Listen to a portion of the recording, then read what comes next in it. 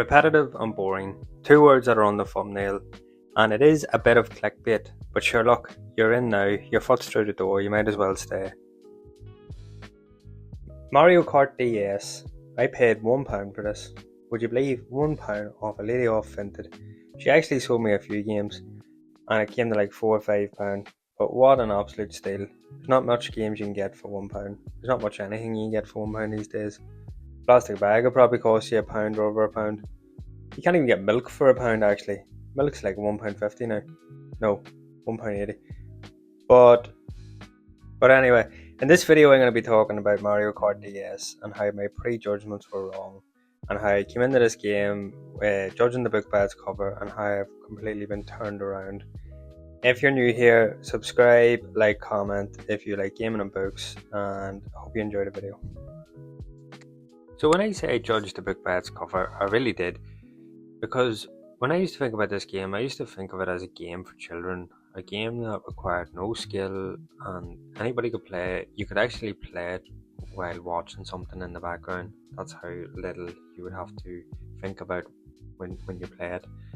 And I used to think that it was quite repetitive and that it would be a game that would get very boring quick, and the replayability of it would be on the basis of you just trying to beat your score or playing with other people. I didn't see it as a game that you could play for a long time, because there wasn't not much to do in it. And I was always attracted to like a realistic game, more so like Need for Speed, like them types of racing games were always a game that I was attracted to, because like looking back on it now, it's far from realistic, but it just was a bit more realistic. And even now we've got racing simulators like Project Cars and stuff, and them games are like the other extreme. But I was always more attracted to them types of games. I was never so much attracted to that cartoony style. That was a wee bit babyish for me. So why play it now? After all these years, Mario Kart's been out for long time, and there's so many different games, and it's a full-on series that has been so successful. So why would I pick it up now to play? Well, it's because I'm at a stage in my sort of gaming that this past month to 2 months I've really taken a step into the more retro style of gaming, and I'm trying to engage in games that are more meaningful, fulfilling, and are offline. Games that don't require much or don't distract you as much and require your attention from, but that's where I'm sort of at, and that's why I chose to pick this game up. And I also like really playing the DS and just giving that a go that I never really gave it a chance, and games that sort of bring value into my life instead of becoming a distraction and causing more stress to my already busy day. And these games seem to not be going out of date. They seem to be as popular as they ever were, and even more popular now, because the price of the retro games are just becoming ridiculous, like really expensive. And so that's what attracted me to Mario Kart DS. And I'm not gonna lie, like I've been having an absolute great time with this. Me and my wife have been playing it, and I'm trying to beat scores on time trials, and she's trying to beat my scores.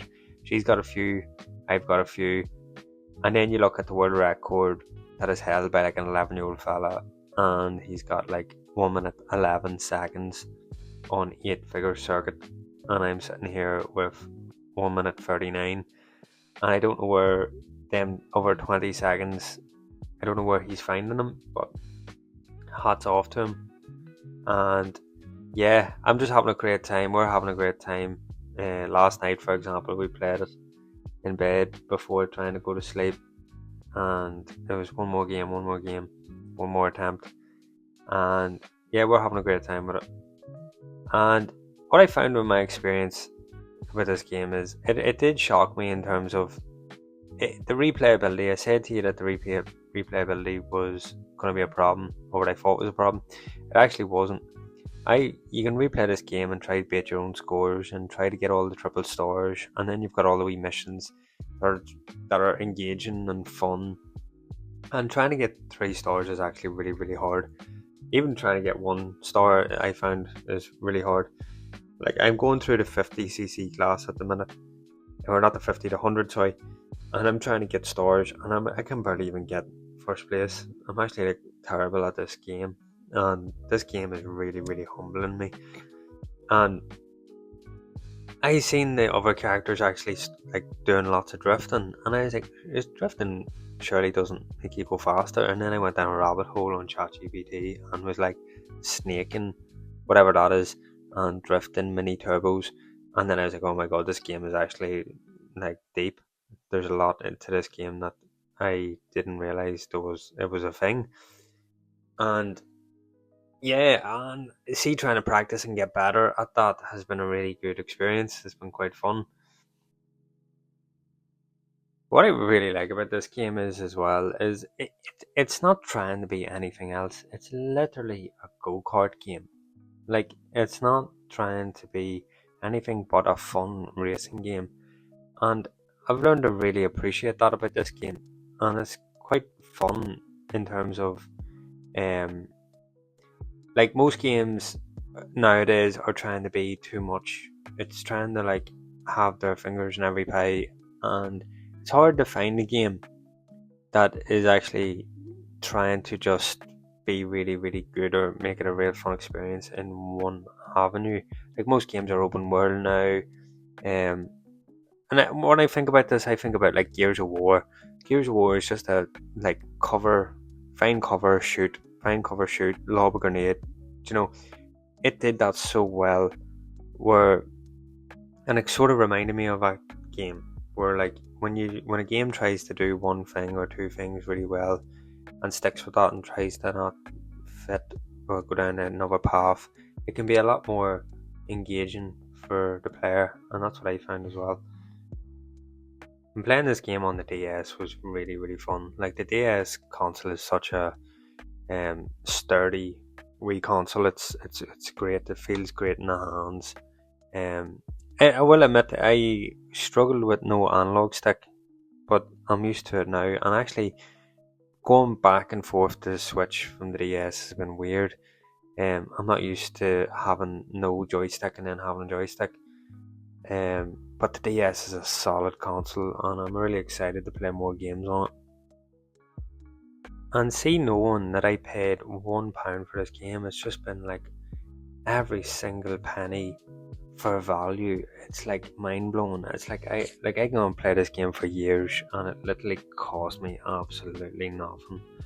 And there's just something about that compared to paying like 50, 60 quid for a game and then putting it down after like 10 hours.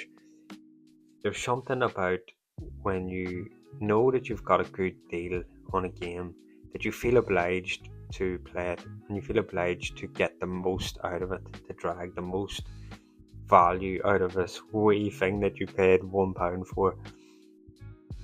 So yeah, to wrap this video up, I'm having such a good time with this. I picked this game up with not much expectation, but now I'm a fan. I'm already planning on getting Mario Kart Deluxe for a Switch. This game was a reminder for me that the joy that can be found in a small, simple game, a game that is like 20 years old and doesn't require anything other than your attention and your want to have fun. I'd recommend this game to anyone wanting to cut the noise and to just have a good time. Thanks for watching, guys. I hope you enjoyed this one, and I'll see you in the next one.